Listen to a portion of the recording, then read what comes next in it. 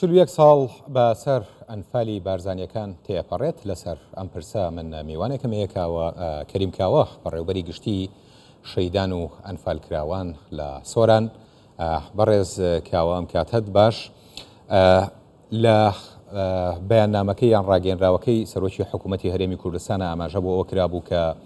حکوومەتی هەرێمی کوردستان بە بەردەوامی پێداگری لەسەرەوە کات کە قەرەبووی مادی و معنەوی کە سوکاری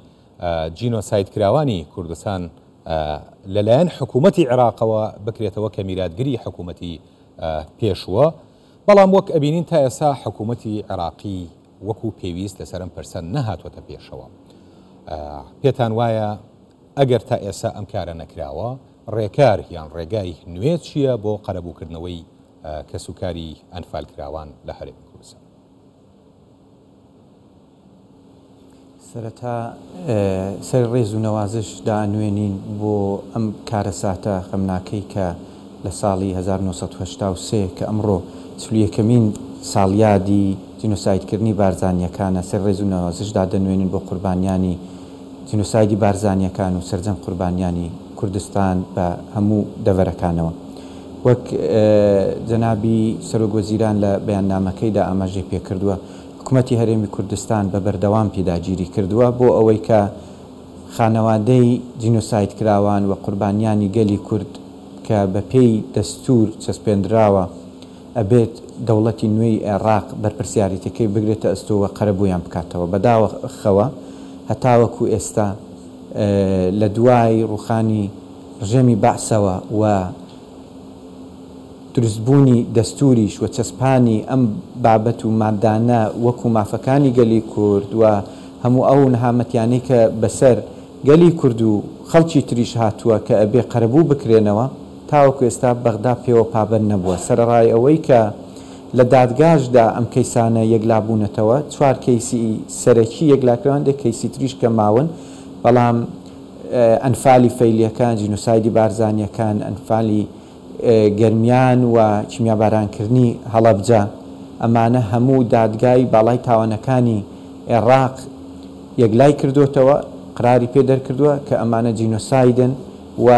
هەنگاوەکانی دواتری دادگا کە ئەکەوێتە ئەستۆی جهەتی تەنفیزی کە حکوومەتی فدراڵی عێراقە. دوا بەدوای ئەوەش پەرلەمانی عێراقیش ئیقراری کردووە کە ئەمە جینۆسایدە بەرامبەر بە گەلی کورد کراوە، کەواتە هەنگاوی دواتری لە دوای دەسەڵاتی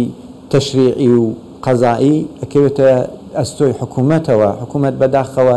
لە هەموو کابینەکانی پێشوشدا ئەو بەڵێنانەی کە بە گەلی کوردی داوە لە دانوستەکاندا لەگەڵ لایەنی سەرکردایەتی سیاسی کوردستان کە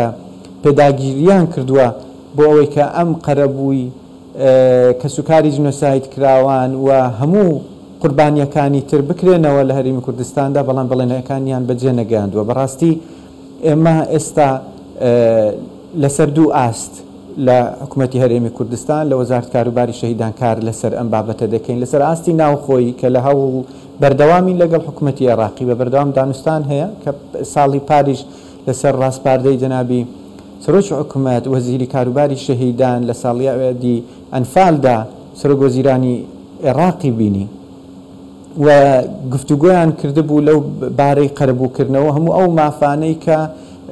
دەکەوێتە سەر ئەستۆی حکوومەتی عێراقی کە دابینی بکاتن بۆ کە سوکاری جینۆساید کراوان و ئەنفال کراوان هەرێمی کوردستان واروەها شەهیدانی لە ناویدا، بەڵام هەتاوەکو ئێستا تەنها بەڵێنن و قسەیەوە نەبۆتە کردار. لە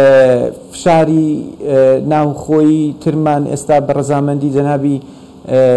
سەرۆکوەزیران بڕیار دراوە کە تیمێکی پارێزەران پێک بهێنرێتن بۆ ئەوەی کە هەندێک کەیس ماوە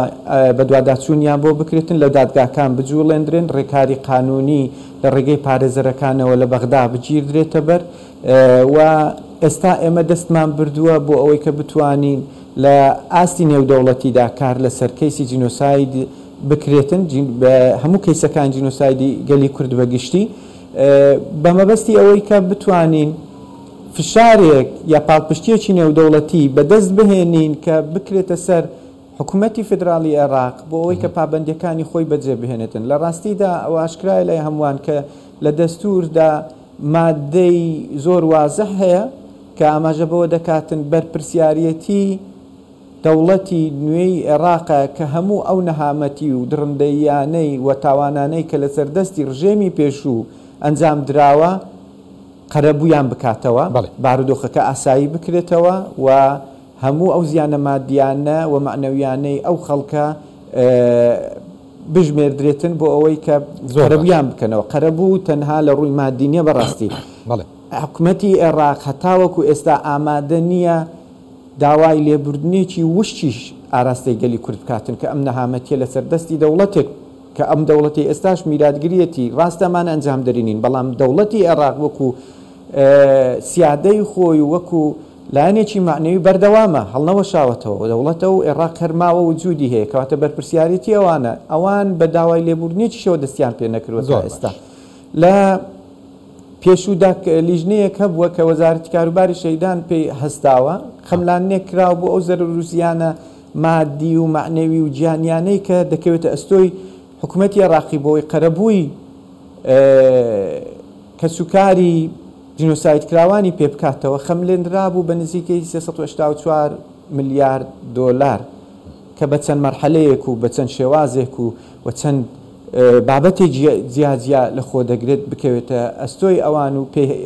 وەدابینی بکەن بەداخەوە وەک ئەوەی کە جەنابیشتان ئاماژەتان پێکرد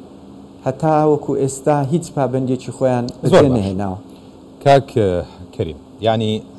لە ساڵی 1970 ئەنفالکردنی بارزانیەکان دەستی پێکردووە کە 41 ساڵ پێش ئێستا ئاکات. ئەگەر کەسێک لەو کاتەدا تەمەنی 2 ساڵ تا 3 ساڵ و بێ ئێستا تەمەنی نزیکەی 40 ساڵە، یعنی ئەوە ئەگەر کەسێک تەمەنی وابوو بێ بێگومان کە سوکاری ئەنفالکراوان زۆرێکیان بەو داخەوە سەریان نایەوە کە هەم لە ڕووی معنەویەوە هەم لە ڕووی مادیەوە قەرەبوو بکرێنەوە. بەڵام ئەم پرۆسەیە زۆر دوور و درێژەی کێشاوە لە کاتێکە حکوومەتی عێراق لە کۆمەڵی دۆسیە قەرەبووی کردووەتەوە بۆ نمونە قەرەبووی کوێیتی کردەوە، قەرەبووی ناوەڕاست و باشووری عێراقی لە زۆر پرسا کردەوە. بۆچی زەختی زیاتر ناکرێت بۆ ئەوەی لەم بوارەدا هەنگاوی زیاتر بچنە پێش و ئەم دۆسیانە یەکلای بکرێت؟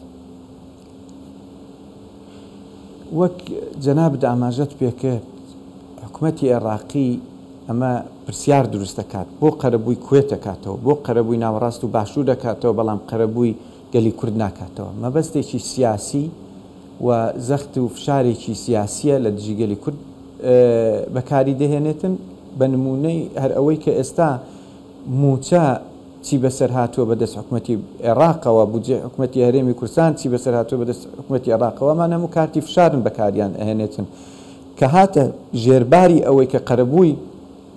کە سوکاری جینۆساید کراوان و ئەنفال کراوان و چیمیاباران و ڕاگواستن و تەرحیل و خاپورکردنی ئەو هەموو گوند و خاکە بکاتن کەواتە دەکەوێتە ژێربارێکی قورس لە ڕووی مادی و لە ڕووی معنەوی. پێم وانییە لە ڕووی مادی زۆر مەبەستیان بێت ئەوەندەی کە معنەویەن ئەوان دەیانەوێتن بەکاری بێنن بۆ شەقامی خۆیان ڕازی ئەکەن ڕایان ئەچێشن بۆ لای خۆیان بە مەبەستی کۆکردنەوەی دەنجی زیاتر لە دوای خۆی بۆ خۆی لەسەر سندوقەکانی دەنگدان لەسەر حیسابی دژایەتیکردنی گەلی کورد شەقامە جوڵێنن بەوەی کە بڵێن ئێمە وا بەرامبەر کوردەکەین وایان لێەکەین بوچەیان ئەبڕین فلانەکەین. دژایەتیکردن و دەنگکۆکردنەوە لە نێو شەقامی عێراقی ئێستا بۆتە ئەوەی کە چێ دژایەتی کوردەکاتن. بەڕاستی ئەمەش درێژکراوەی هەمان بابەتە کە نایانەوێت پابندیەکان بگرنە ئەستۆی خۆیان و بێن قەرەبووی گەلی کوردی پێ بکەنەوە. حەزەکەم باسی ئەوەت کرد ئەگەر منداڵێک تەمەنی چەند بوو بێت ئێستا ئێمە دوێنێ بەم بۆنێوە لە سۆران وەکو بەڕێوەبەرایەتی گشتی کاروباری شەیدان فالکراوان لەگەڵ زانکۆی سۆران بە هەمانجی لەگەڵ ئیدارەی سەربەخۆسوان دیدارێکمان سازدا. شاید حاڵەکان لەوێ قسەیان دەکرد باسی ئەوەی دەکرد ئەو منداڵانەیان چۆن بەخێو کردووە بە دیار جێڕانەوەکەیان دانیشتە بایوات ئەزانی ئەمڕۆ جینۆساید کراون کاریگەریە دەرونی و هەموو ئەو کاریگەریە نەرێنیانەی کە لە یەکەم ڕۆژەوە لە سەریان دروست بووە لە سەریان ماوە و تێیدا دەژین و منداڵەکانیشیان وەکو ئەوانی لێ هاتووە.